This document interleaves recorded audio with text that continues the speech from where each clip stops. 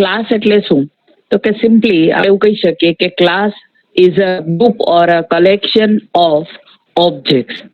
તમે એને એવું પણ કહી શકો કે class is A specification or a template or a blueprint of an object. એવું પણ કહી શકીએ. એના પણ આપણે રિયલ એક્ઝામ્પલ જોઈ ગયા, બરાબર, કે ક્લાસ જે છે એ ટેમ્પલેટ છે, તો એ ટેમ્પલેટનો યુઝ કરી અને આપણે કઈ રીતે ઓબ્જેક્ટ ક્રિએટ કરી શકીએ. કોઈ પણ એક ક્લાસ છે એનો એક કરતા વધારે ઓબ્જેક્ટ ક્રિએટ કરી અને એના જે ડિફરન્ટ વેરિયેબલ્સ છે એમાં આપણે ડિફરન્ટ વેલ્યુઝ જે છે એ આપી શકીએ, કારણ કે દરેક ઓબ્જેક્ટ જે છે એ પોતાના માટે એની અલગ એક મેમરી ઓક્યુપાય થયેલી હોય છે. આવું બધું જે છે એ ગઈકાલે આપણે જોઈ ગયા હતા. Now there are some concept of the OOPs. કારણ કે આપણને ખબર જ છે કે જાવા જે છે that is a complete object oriented language.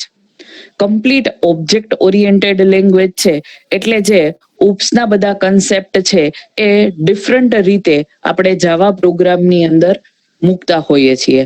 And again હું તમને રિમાઇન્ડ કરું કે J2EE ઓર એડવાન્સ જાવા એ જાવાથી કઈ ડિફરન્ટ નથી. જાવાથી કઈક એક્સટેન્ડેડ વર્ઝન છે કે ઓલરેડી તમે જે જાવા ભણી ગયા છો એની અંદર હવે તમે જે છે નવા પેકેજીસ જે છે તો એ પેકેજીસ નો યુઝ કરો અને એની ડિફરન્ટ ક્લાસીસ, મેથડ્સ, ઇન્ટરફેસ નો યુઝ કરી અને જે છે આપણે ડાયનેમિક વેબ પેજ ડેવલપમેન્ટ કરી શકીએ એવી ફેસિલિટી આપણને J2EE થ્રુ મળે છે.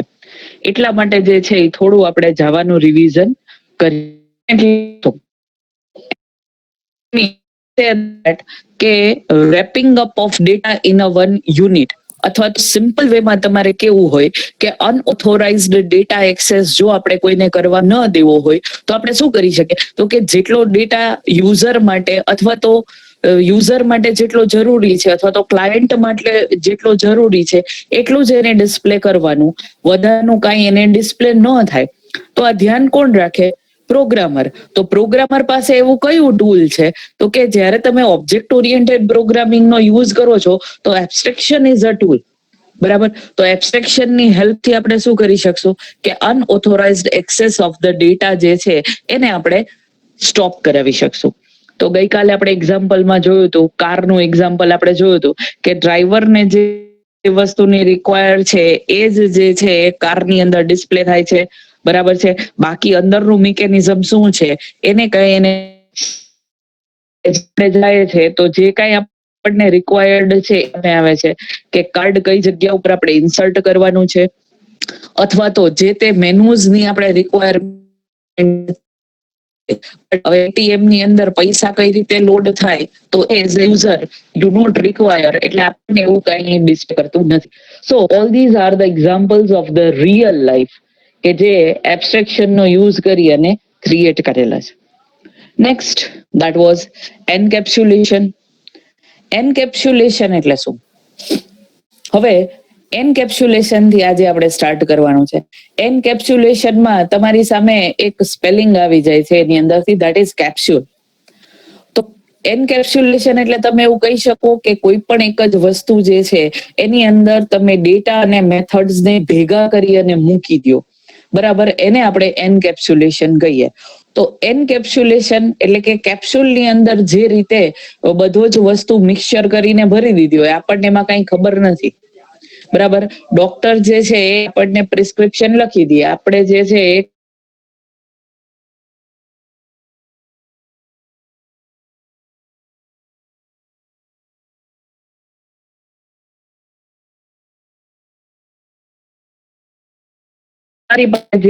અને ક્લાસની અંદર તમે મૂકી શકો. અહીંયા કારણ કે આપણે કોની સાથે ડીલ કરી છે તો કે we are dealing that is with the class. આપણે ક્લાસની સાથે ડીલ કરીએ છીએ તો દરેક વસ્તુ જે છે એને ક્લાસની અંદર તમે મૂકી શકો. અને એન્કેપ્સ્યુલેશન જે છે એ એક એવા પ્રકારનું મિકેનિઝમ છે કે જે કોડને અને ડેટાને બાઇન્ડ કરે છે. બાઇન્ડ કરે છે મતલબ ભેગું કરે છે. અને શેના માટે? તો કે બીજા કોઈ એનો મિસયુઝ ન કરે, એની અંદર આઉટસાઇડ નું કોઈ ઇન્ટરફિયરન્સ ન આવે, એટલા માટે થઈ અને એ એન્કેપ્સ્યુલેશન જે છે એનો યુઝ કરે છે. અને એન્કેપ્સ્યુલેશન માટે four encapsulation of the data in Java, we are using that is the different access specifiers. For example, private, public, default અને protected. આ 4 access specifier જે છે એ આપણને શું બતાવે છે તો કે એન્કેપ્સ્યુલેશન એટલે કે કયો ડેટા કેટલી જગ્યા સુધી એક્સેસ થઈ શકશે અને કેટલો હાઈડ રહેશે એ આપણે ફાઇન્ડ કરી શકીએ છીએ. એક્ઝામ્પલ ની અંદર આપેલું છે કે કેપ્સ્યુલ, તો કેપ્સ્યુલ ની અંદર તમે જોશો તો આમ તો બીજું દવા કન્ટેન્ટ ભરેલા હોય, બટ આપણે કેપ્સ્યુલ એટલે આપણા માટે શું છે, દેટ ઇઝ વન ક્લાસ. ક્લાસની અંદર શું આપણે બાઇન્ડ કરીએ છીએ તો કે વેરિયેબલ્સ અને મેથડ્સ. આપણે પ્રોગ્રામ લખીએ છીએ, જાવા પ્રોગ્રામનું સ્ટ્રક્ચર જે છે એને માઇન્ડમાં રાખો તો આપણે શું લખીએ છીએ તો કે ક્લાસ નેમ અને કરલી બ્રેકેટ્સ ની અંદર આપણે વેરિયેબલ ડિક્લેર કરીએ છીએ, આપણે મેથડ્સ ડિક્લેર કરીએ છીએ અને એમાં તમે ડિફરન્ટ જે એક્સેસ સ્પેસિફાયર મૂકો છો એનાથી નક્કી થઈ શકે કે પર્ટિક્યુલરલી મેથડ્સ અને વેરિયેબલ્સ જે છે એ ક્યાં સુધી એક્સેસ થઈ શકે. બરાબર. જનરલી આપણે જાવામાં ગઈકાલે મેં જે તમને પ્રોગ્રામ લખ્યો તો ક્લાસ ક્રિએટ કર્યો તો એમાં મેં શું કર્યું હતું, ડાયરેક્ટલી એવું લખ્યું હતું કે teacher x is equal to 10. તો આનો મિનિંગ શું, તો એમાં મેં ન તો પ્રાઇવેટ લખ્યું હતું, ન તો પબ્લિક લખ્યું હતું કે ન પ્રોટેક્ટેડ લખ્યું હતું. તો there is a fourth and that is known as a default. Default access specifier જે છે એ ઓવરઓલ જાવા પ્રોગ્રામની અંદર તમે યુઝ કરી શકો. જનરલી આપણને એઝ એ સ્ટુડન્ટ એવી જ ટેવ હોય છે કે જ્યાં સુધી કમ્પલસરી ન હોય ત્યાં સુધી આપણે આવા જાવાની અંદર એક સ્પેસિફાયરનો યુઝ કરવો. જનરલી આપણે ડાયરેક્ટ લખી દેતા હોય કે integer x, integer y and so on. મેથડમાં પણ મેથડ જો કઈ વેલ્યુ રિટર્ન કરતી હોય તો લખીએ, નહીતર ડાયરેક્ટલી જે છે કે વોઇડ કરી અને મેથડ નેમ લખીને તમે મેથડ આપી દો. But વેનએવર we are dealing in the real world, જ્યારે આપણે એકચ્યુઅલી ડેવલપર તરીકે કામ કરવાનું છે ત્યારે તો આપણને ખબર હોવી જ જોઈએ કે આપણી પાસે જે ડેટા અવેલેબલ છે એ ડેટા કોણ, ક્યાં અને કેટલે સુધી એક્સેસ કરી શકશે. તો આના માટે આપણે શેનો યુઝ કરીએ છીએ?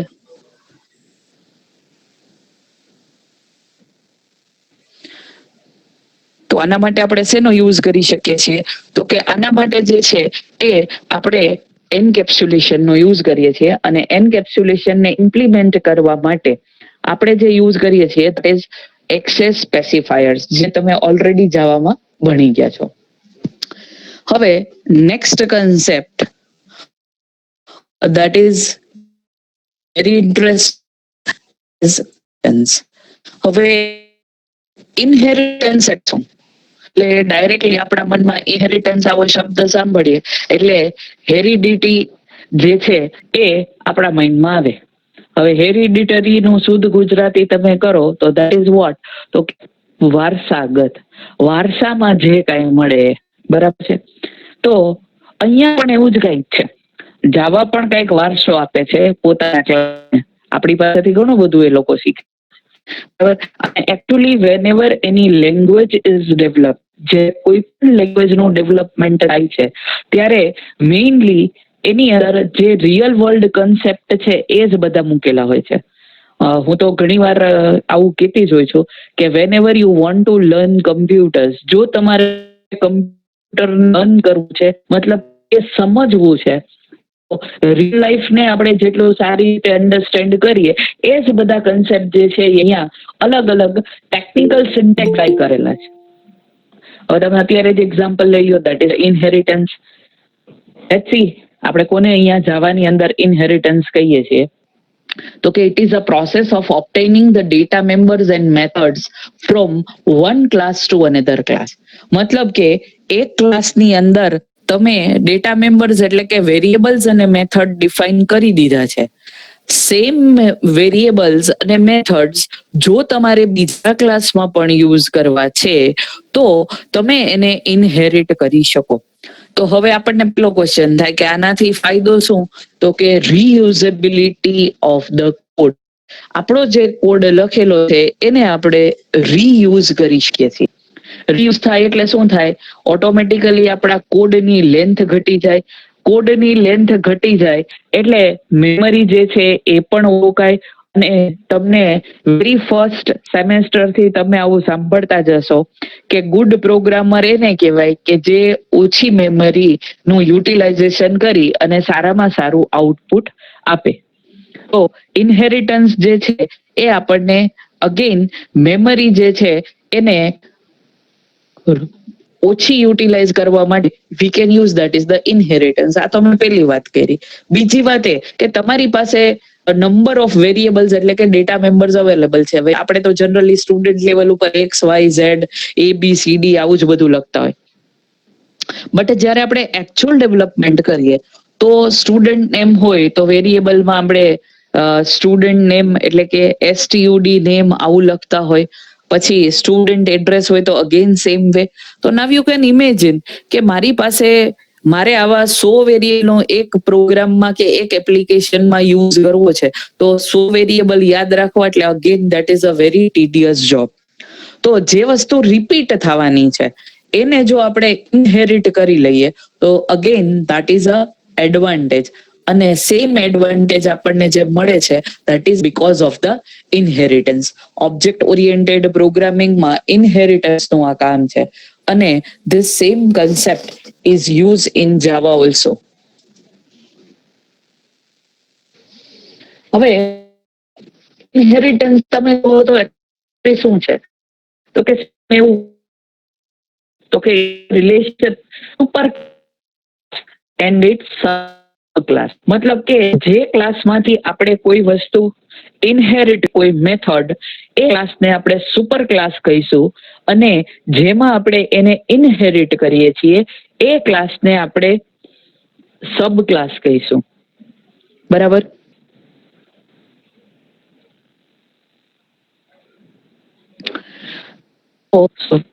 તમે એવું કહી શકો કે જ્યારે આપણે વાત કરીએ છીએ તો એ સુપર ક્લાસ અને સબ ક્લાસ વચ્ચેની એક રિલેશનશિપ છે. તો સુપર ક્લાસને પણ આપણે ટેકનિકલી ડિફાઇન કરેલું છે. સુપર ક્લાસને તમે બેઝ ક્લાસ પણ કહી શકો અથવા તો તમે એને પેરેન્ટ ક્લાસ પણ કહી શકો. બરાબર. જે ક્લાસના ફીચરને આપણે ઇનહેરિટ કર્યા છે એ ક્લાસને આપણે સુપર ક્લાસ પણ કહી શકશું, બેઝ ક્લાસ પણ કહી શકશું અથવા તો તમે એને પેરેન્ટ ક્લાસ પણ કહી શકશો. So simply class whose features are inherited is known as a superclass or a base class or a parent class. Then what is the subclass? Now it is very simple. જેમાંથી inherit ને આપણે શું કહે છે તો જેમાં આપણે inherit કરીએ છીએ that becomes the subclass. Now so we can say that the class that inherits the other class variables or methods are known as a subclass, or they are also known as a derived class, or they are also known as a child class, and one more thing, they are also known as a extended class. Why we can say it as a extended class? કારણ કે તમને બધાને ખબર છે કે જ્યારે તમે inheritance નો programme લખો છો તો કોઈ પણ ક્લાસને ઇનહેરિટ કરવા માટે જાવા પાસે કીવર્ડ છે that is extends. એક્સટેન્ડ કીવર્ડનો આપણે યુઝ કરીએ છીએ. તો શું થઈ ગયું? એક્સટેન્ડેડ ક્લાસ થઈ ગયું. બરાબર છે. અને એક્સટેન્ડેડ ક્લાસ એટલે તમે એવું પણ વિચારી શકો કે તમે લખો છો કે ક્લાસ A અને ક્લાસ B. બરાબર. લેટ મી શો યુ કે હાઉ વી કેન ધીસ.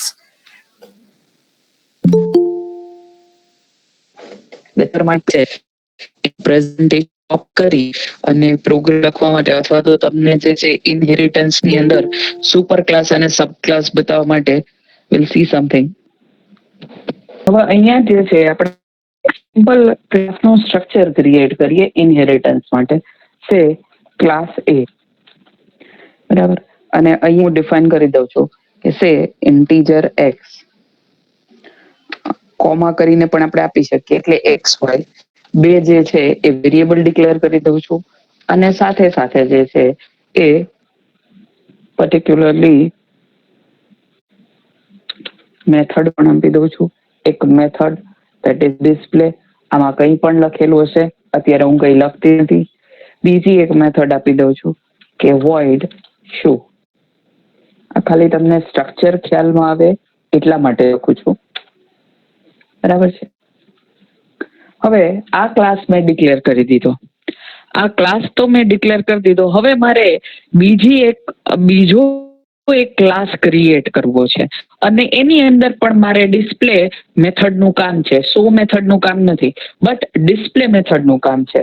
તો આપણે આ રીતે લખીએ છીએ કે ક્લાસ બી એક્સટેન્ડ. તો હવે ડાયરેક્ટલી હું અહીંયા એવું કરી શકું કે x is equal to 10, y is equal to 3 અને અહીંયા void ડિસ્પ્લે મેથડનું હું યુઝ કરી શકું.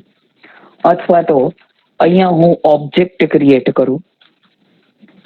પબ્લિક સ્ટેટિક void મેન અહીંયા લખેલું છે.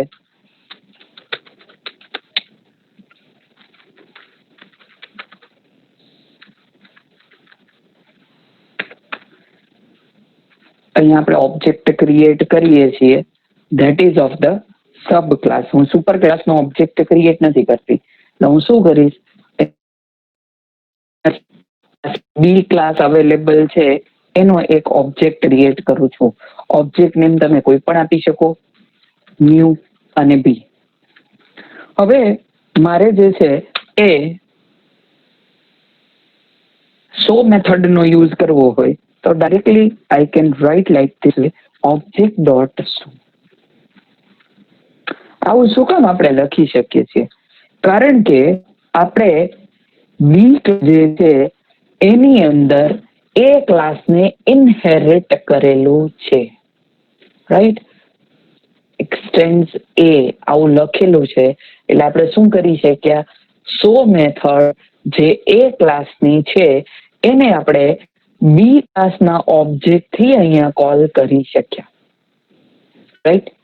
શું કામ આવું પોસિબલ થયું? તો કે આપણે ઇનહેરિટન્સ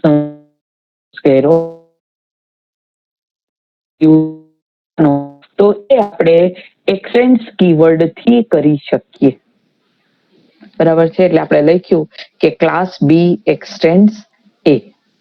હવે તમે આવું વિચારો કે ક્લાસ બી એક્સટેન્ડ એ, તો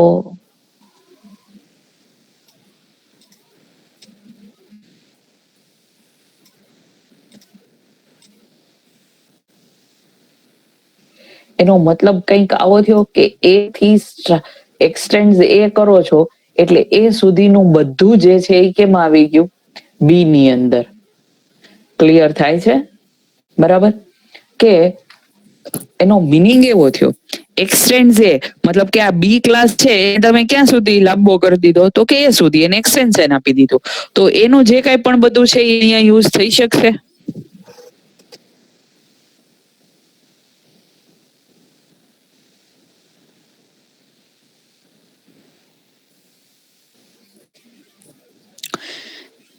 બી ક્લાસનું જે કઈ પણ છે, બી ક્લાસમાં જે કઈ પણ તમે લખો છો એ ક્લાસમાં નું બધું જ તમે જે છે અહીંયા યુઝ કરી શકશો.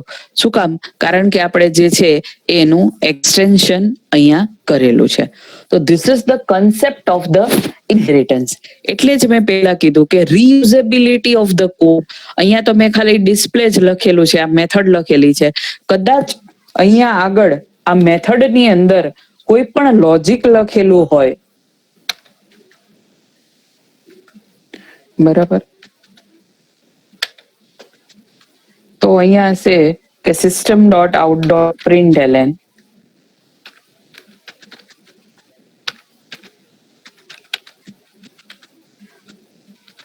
અહીંયા લખી દઉં છે કે ડિસ્પ્લે મેથડ, બરાબર. તો હવે ઓબ્જેક્ટ ડોટ શો કરીએ તો શું થશે કે આ મેથડ ને આપણે કોલ કરીએ છીએ. અને એ પણ કોનાથી? તો કે એ ક્લાસના ઓબ્જેક્ટ થી નહીં. આપણે ઓબ્જેક્ટ કોનો ક્રિએટ કરેલો છે? બી ક્લાસનો. અને મેથડ આપણે કોની યુઝ કરી? એ ક્લાસની. Possible because of the inheritance થી આ વસ્તુ પોસિબલ છે. That was super class and sub class. તો આપણે જે એ ક્લાસ ક્રિએટ કર્યો તો એને સુપર ક્લાસ કહેવાય. આપણે જે બી ક્લાસ ક્રિએટ કર્યો તો એને સબ ક્લાસ કહેવાય. હવે અહીંયા એક એક્ઝામ્પલ જે છે એમાં એક ફિગર પણ મૂકેલું છે. તો રિયલ વર્લ્ડ એક્ઝામ્પલ ની અંદર મેં તમને જ કીધું કે વારસાગત એટલે કોની વાત આવે તો કે ફાધર અને સનની. તો અહીંયા આપેલું જ છે કે પેરેન્ટ અને ચાઇલ્ડ. તો આપણે જે છે એ સુપર ક્લાસને પેરેન્ટ ક્લાસ પણ કહીએ છીએ અથવા તો બેઝ ક્લાસ પણ કહીએ છીએ, અને જે સબ ક્લાસ છે એને આપણે ડિરાઇવ્ડ ક્લાસ પણ કહીએ છીએ અથવા તો ચાઇલ્ડ ક્લાસ પણ કહીએ છીએ. તો અહીંયા આપેલું છે કે સન આઈ એમ એ બેઝ ક્લાસ, આવું કહે છે કે this is your base class. તો જે સન છે એ રિપ્લાય આપે છે કે ડેડ આઈ એમ એ ડિરાઇવ્ડ ક્લાસ, મતલબ કે ઇટ ઇઝ ડિરાઇવ્ડ. તો this is nothing, this is a inheritance. તો નાવ યુ કેન સી કે આની પહેલા મેં તમને એવું કીધું હતું કે inheritance is a relationship between a super class and a sub class. તો yes, the both are related. એક પેરેન્ટ છે, એક ચાઇલ્ડ છે, તો એના વચ્ચે એક રિલેશન તો છે જ. અને તમને ખબર જ હશે કે જનરલી જે છે એ પ્રોપર્ટીઝ એટલે અહીંયા હું જે પર્ટિક્યુલરલી આપણે નેમ, સરનેમ આ બધું જે છે એની વાત કરું છું. પ્રોપર્ટીઝ જે બધી છે, સરનેમ જે છે, કોઈ પણ બાળક જન્મ લે છે ઇનહેરિટ થઈને મળે છે ને. નામ પાડીએ છીએ નવું, બટ સરનેમ પાડતા નથી. શું કામ નથી પાડતા? કારણ કે સરનેમ એને ઇનહેરિટન્સમાં મળે છે. That is the property. એ જે કેરેક્ટરિસ્ટિક છે એ કેરેક્ટરિસ્ટિક્સ એને મળે છે. પછી નેચરમાં આપણે ઘણી વાર એવું કહેતા હોય કે એના પપ્પા જેવો છે કે મમ્મી જેવો છે, દાદા જેવો છે. ઇટ મીન્સ વોટ કે some of the characteristics are directly inherited to the child અથવા તો ચિલ્ડ્રનની અંદર અમુક વસ્તુ જે છે એ ગોડ ગિફ્ટેડ રીતે થતું હોય છે. હવે એવી જ વસ્તુ જે છે એ આપણે અહીંયા કરીએ છીએ જાવા પ્રોગ્રામની અંદર કે તમારી પાસે એક પેરેન્ટ ક્લાસ અથવા તો સુપર ક્લાસ છે, એમાં તમે જે વેરિયેબલ્સ અથવા તો મેથડ્સ મૂકો છો એ ડાયરેક્ટલી જે છે એ સબ ક્લાસ એટલે કે એનો ડિરાઇવ્ડ ક્લાસ જે છે એ યુઝ કરી શકે. રાઈટ? અને બહુ સિમ્પલ રીતે યાદ રાખવું હોય ઇનહેરિટન્સ, તો તમારે જે છે એ તમારા માઇન્ડની અંદર પર્ટિક્યુલરલી એક ડાયાગ્રામ ક્રિએટ કરી દો. ડાયાગ્રામમાં કંઈ નથી કરવાનું. તમને લેવાનું either you are a son or a daughter, however you are, તમારા ફાધર અને તમારા ગ્રાન્ડ ફાધર. બરાબર? ખાસ કરીને જે છે તો બોયઝને બધાને ખબર જ હોય કે શું, તો કે પપ્પાએ સરસ મજાનો બંગલો બનાવીને રાખ્યો છે, તો હવે એને મહેનત તો કરવાની જ. પણ શેના માટે? તો કે પોતાની કાર લઈ શકે એટલા માટે. શું કામ?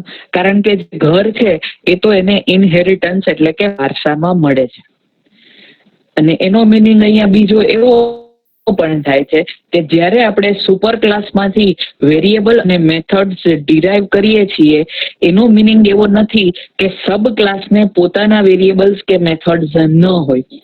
સબ ક્લાસને પણ પોતાના વેરિયેબલ્સ કે મેથડ હોઈ શકે. બરાબર? પણ રીયુઝેબિલિટી એટલે કે ઓલરેડી જે વસ્તુ છે એને તમારે બીજી વાર લખવાની નથી. અને એ જ કંઈક સમજાવવા માટે અહીંયા one more example is there કે ફેકલ્ટી જે છે એ પાસે જે કંઈ પણ છે ડેટા, મેમ્બર્સ અને મેથડ કોને પ્રોવાઈડ કરે? સ્ટુડન્ટને.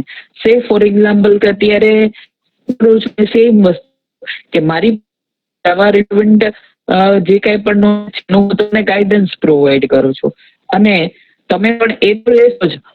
તમે કંઈ એક્સ્ટ્રા રીડિંગ પણ એમાં તમે વધારાનું પણ કંઈક મૂકી શકો ને. એવું તો જરૂરી નથી કે મેં કરાવ્યું છે એટલું જ તમે એક કરીને તમે કરી શકો. Example of the inheritance. બરાબર? Now, inheritance again એના ટાઈપ્સ છે. Different types of inheritance are there. પહેલું જે છે that is single inheritance. Single inheritance એટલે એવું કહી શકો કે એક ક્લાસ જે છે એને બીજા ક્લાસમાં આપણે ઇનહેરિટ કરીએ. આવી રીતે હમણાં મેં જે એક્ઝામ્પલ લખ્યું હતું that was the example of the single inheritance. એટલે જ્યારે કોઈ પણ એક ક્લાસ છે એ માત્ર એક જ ક્લાસને એક્સટેન્ડ કરે તો એને સિંગલ ઇનહેરિટન્સ કહેવાય.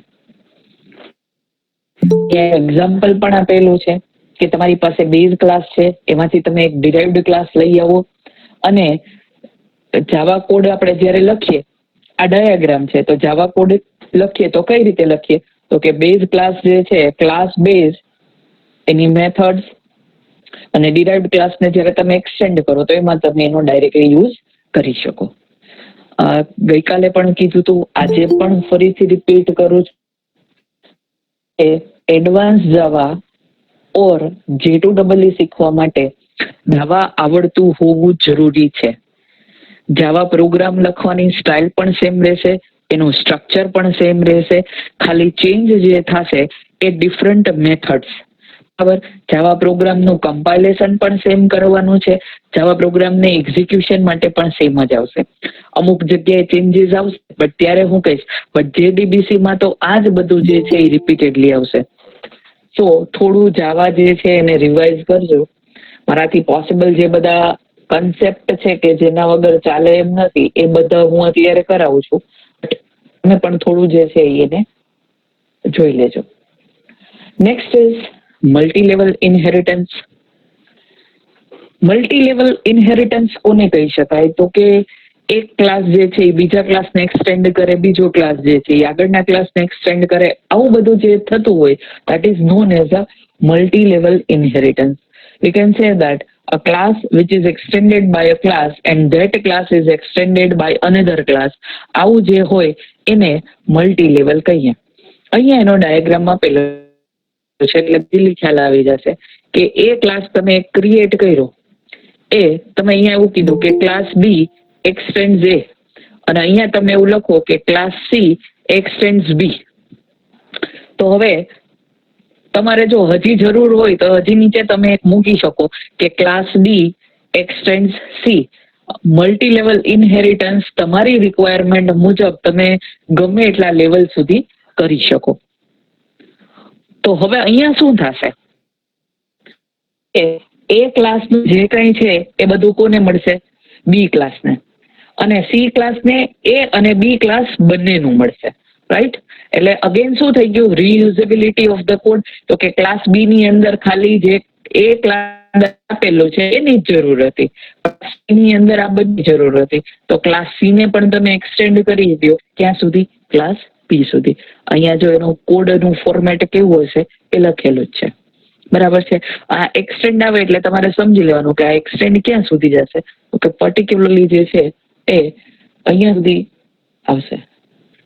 અહીંયા તમે જોશો તો સી એક્સટેન્ડ બી, એનો મતલબ શું છે કે સી ક્લાસ પાસે ક્લાસનું પણ બધું આવી ગયું, અને અહીંયા શું છે, ક્લાસ બી એક્સટેન્ડ છે તો બી ક્લાસ પાસે એ, તો સી પાસે કોનું આવી ગયું, એ અને બી બંનેનું આવી ગયું. આવી રીતે જે કંઈ પણ આપણે પ્રોગ્રામ લખીએ એને મલ્ટી લેવલ ઇનહેરિટન્સ કહેવાય. Next is hierarchical inheritance. હવે હાયરાર્કિયલ ઇનહેરિટન્સ કોને કહેવાય, તો કે કોઈ પણ એક તમારો સુપર ક્લાસ હોય અને એ ઘણા બધા સબ ક્લાસની અંદર ઇનહેરિટ થાય તો એને હાયરાર્કિયલ ઇનહેરિટન્સ કહેવાય. બરાબર છે. અહીંયા પેલું છે કે બેઝ ક્લાસ જે છે that is your ક્લાસ એ, અને આ એ ક્લાસ જે છે એની અંદર ક્લાસ બી પણ ઇનહેરિટ થયેલો છે, ક્લાસ સી ઇનહેરિટ છે, ક્લાસ ડી પણ ઇનહેરિટ થયેલો છે. તો અહીંયા શું લખશે, જાવા કોડ જોશો બહુ ફટાફટ ક્લિયર થઈ જશે. ક્લાસ પછી ક્લાસ બી એક્સટેન્ડ એ, ક્લાસ સી એક્સટેન્ડ એ અને ક્લાસ બી એક્સટેન્ડ એ, અને હાયરાર્કી કરી કહેવાય. મતલબ કે તમારી પાસે બેઝ ક્લાસ અથવા તો સુપર ક્લાસ એક જ છે, બટ એ સુપર ક્લાસમાંથી ક્રિએટ કરેલા સબ ક્લાસીસ તમારી પાસે ઘણા બધા છે. રાઈટ. હવે આ કેના જેવું છે, આપણે એમ થાય કે આવું ક્યાં આપણા રિલેશનશીપમાં આવે, તો તમારા દાદા જે છે તો એને તમે એવું વિચારી લો ને 3 દીકરા છે, તો તમારા પપ્પા હોય એક અને 2 તમારા કાકા છે, તો શું થઈ ગયું, હાયરાર્કિયલ ઇનહેરિટન્સ થઈ ગયું. રાઈટ. આવા પ્રકારનું જે ઇનહેરિટન્સ હોય એને આપણે શું કહી શકીએ, હાયરાર્કી. અને એનો યુઝ ક્યાં થાય, તો કે દાખલા તરીકે કે તમે કોઈ પણ મેથડ જેવી લખેલી છે ક્લાસ એ ની અંદર કે સિમ્પલ એક્ઝામ્પલ આપણે લઈએ, હું જે બોલું છું એમાં થોડું ધ્યાન આપજો કે ક્લાસ એ ની અંદર મારી પાસે એરિયા નામની એક મેથડ મેં ડિફાઇન કરેલી છે, બરાબર. હવે એરિયા નામની જે મેથડ મેં લીધેલી છે, તો એ એરિયા મારે સર્કલ માટે ફાઇન્ડ કરવો છે ત્યાં પણ હું યુઝ કરી શકું, પછી મારે રેક્ટેંગલ ફાઇન્ડ કરવું છે તો હું ત્યાં પણ યુઝ કરી શકું, બરાબર. સ્ક્વેર માટેનો એરિયા ફાઇન્ડ કરવો છે તો ત્યાં પણ યુઝ કરી શકું. તો એ મેથડ મારે ફરીથી લખવી પડશે નહીં, બરાબર છે. અને કોમનલી તમે એનો દરેક જગ્યાએ યુઝ કરી શકશો. અથવા તો હજી એને સિમ્પ્લિફાય કરી દઉં એક્ઝામ્પલને, તો આપણે શું કરીએ છીએ તો કે તમે બધા જ સ્ટુડન્ટ છો અને તમારી પ્રેઝન્ટ લેવાની હોય, તો બધા માટે કઈ અલગ અલગ ફાઇલ ક્રિએટ ન થાય. એક ફાઇલ ક્રિએટ કરી અને એમાં બધા સ્ટુડન્ટના નામ લખી દઈએ, તો શું કર્યું તો કે એ જે ફાઇલ છે એ શું થઈ ગયું તો કે that is your super class. એની અંદર બધા જ સ્ટુડન્ટ એટલે કે ડિફરન્ટ જે બધા સ્ટુડન્ટ છે એની પ્રેઝન્ટ આપણે મૂકી દઈએ છીએ, તો એ શું થઈ ગયું તો કે hierarchical inheritance. Next is multiple inheritance. Multi level અને મલ્ટિપલ, આ શબ્દમાં થોડું ધ્યાન રાખજો. મલ્ટિપલ ઇનહેરિટન્સ જે છે એ જાવા સપોર્ટ કરતો નથી. અહીંયા તમે જોશો તો એને મેં રેડ ફોન્ટમાં બતાવેલું છે, બરાબર. મલ્ટિપલ એટલે શું કે કોમા કરીને તમે નહીં આપી શકો, બરાબર. દાખલા તરીકે તમે એક સુપર ક્લાસ એ બનાવ્યો, હવે તમે એવું લખો કે ક્લાસ બી છે એ પણ તમે એક ડિફાઇન કરો, તો ક્લાસમાં તમે એવું ન કરી શકો કે ક્લાસ સી એક્સટેન્ડ એ બી, આવું પોસિબલ નથી, બરાબર છે. તો સિમ્પલી મલ્ટિપલ ઇનહેરિટન્સ જે છે એ જાવાની અંદર પોસિબલ નથી. તો એના માટે બીજો કયો કન્સેપ્ટ જાવાની અંદર તમે સ્ટડી કરી ગયા છો? જે instead of the multiple inheritance that concept is used, અહીંયા મેં તમને એનો જવાબ આપેલો છે કે instead of multiple inheritance Java has given the concept of interface. અને તમને બધાને ખબર જ છે કે ઇમ્પ્લિમેન્ટ્સ કીવર્ડનો યુઝ કરી અને જે કરી શકીએ, એક કરતા વધારે ઇન્ટરફેસ જે છે એ આપણે કોમા કરી અને લખી શકીએ. ઓલરેડી જ્યારે તમે એપ્લેટ ભણી ગયા છો તો એપ્લેટની અંદર એવું તમે કર્યું છે કે એપ્લેટ પછી તમે લખો છો કે ઇમ્પ્લિમેન્ટ્સ લિસનર કોમા તમે માઉસ લિસનર ને આવું બધું લખી ગયા છો, તો that is nothing, that is the interface. તો મલ્ટિપલ ઇનહેરિટન્સ જે છે એ જાવાની અંદર ન થઈ શકે કે એવું નથી. તમે એને એબ્સ્ટ્રેક્ટ ક્લાસમાં મૂકીને ઘણા બધા different ways are there, but properly કહું હોય it is a very difficult story અને કન્ફ્યુઝિંગ, બરાબર. હાઇબ્રિડમાં તમે જાશો સિંગલ પણ કરો છો, મલ્ટી લેવલ પણ કરો છો, તો એના કરતા બેસ્ટ ઓપ્શન શું આપી દીધું છે એને તો કે that is the interface. With the help of the interface now પર next polymorphism. Polymorphism, poly means many and morph means forms. મતલબ કે અલગ અલગ ફોર્મ્સની અંદર કોઈ પણ વસ્તુને જ્યારે રિપ્રેઝન્ટ કરી શકીએ તો that is known as a polymorphism. આપણે ડેફિનેશન જોઈએ પછી જોઈશું કે કઈ રીતે આપણે એને ઇમ્પ્લિમેન્ટ કરી શકીએ. પોલીમોર્ફિઝમ એટલે કહી શકો કે કોઈ પણ એક સિંગલ એક્શન છે એને તમે અલગ અલગ રીતે જ્યારે કરો છો તો that is known as a polymorphism. અથવા તો તમારી પાસે કોઈ પણ એક ઇન્ટરફેસ છે અને તમે એને મલ્ટિપલ જગ્યાઓ ઇમ્પ્લિમેન્ટ કરો છો તો એ અલગ અલગ રીતે કામ કરશે, બરાબર. અથવા તો સિમ્પલ તમે લઈ લો કે પોલીમોર્ફિઝમ મીન્સ મેની ફોર્મ્સ. તો આપણે તો આપણું એક્ઝામ્પલ લઈએ પોલીમોર્ફિઝમમાં. અત્યારે તમે જે સ્ટડી કરો છો, બરાબર, લેક્ચરમાં હોય છો ત્યારે તમારું બિહેવિયર કેવું હોય છે કે એઝ એ સ્ટુડન્ટ. હવે જેવું તમે ઘરે જાઓ એટલે તમે સન ડોટર જે છે એ તમારું બિહેવિયર થઈ જાય. પછી તમારા ફ્રેન્ડ્સની સાથે હોય તો અગેન તમારું બિહેવિયર જે છે એ ડિફરન્ટ થઈ જાય. આવું થતું હોય છે. યસ, મતલબ એવા તમે ઘરે હોય છે એવા તમે તમારા friend different because you are your friends. તો યુ આર 1%. બટ અલગ અલગ જગ્યા પર તમારું બિહેવિયર જે છે એ ચેન્જ થતું છે. મતલબ કે તમારી અહીંયા આપણે જાવા લેંગ્વેજમાં કઈ તો જાવાની પાસે મેથડ છે એ અલગ અલગ રીતે કામ કરતી હોય. આ મેથડ ઓવરલોડિંગ કોને કહીએ? પેલા હું તમને કહી દઉં છે, અહીંયા બતાવું કઈ રીતે હોય છે. મેથડ ઓવરલોડ થવું એટલે શું?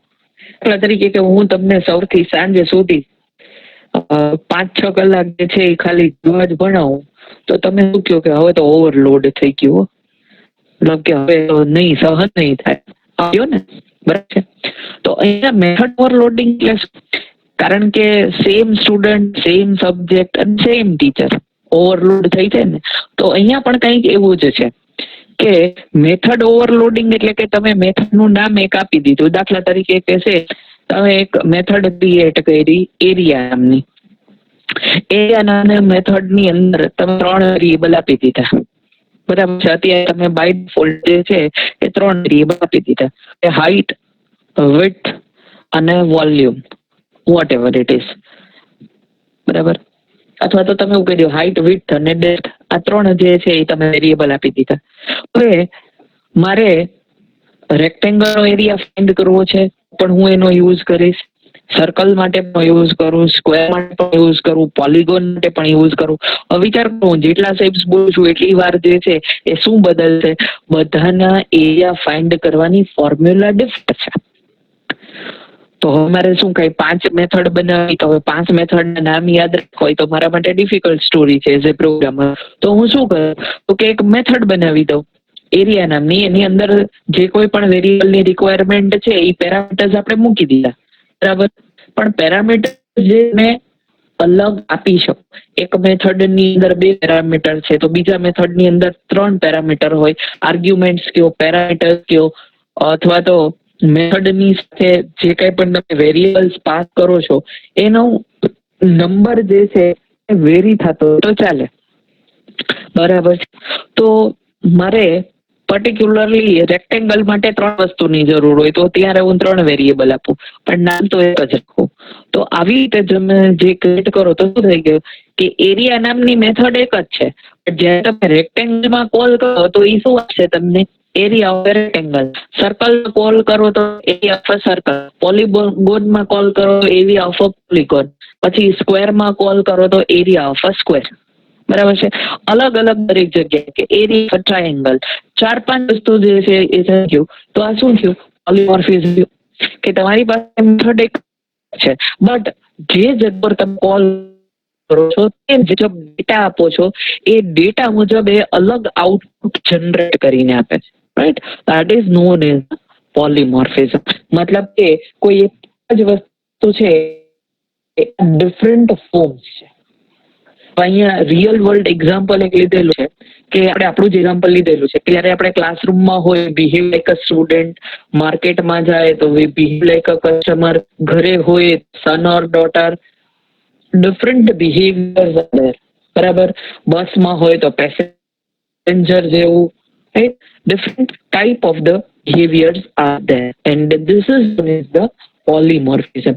But polymorphism again is one concept તો ડાયરેક્ટલી યુઝ ન થાય. તો આ કન્સેપ્ટને જ્યારે તમારે પ્રેક્ટિકલી પ્રોગ્રામમાં ઇમ્પ્લિમેન્ટ કરવો ત્યારે આપણે યુઝ કરીએ છીએ. It is method overloading and another is method overriding.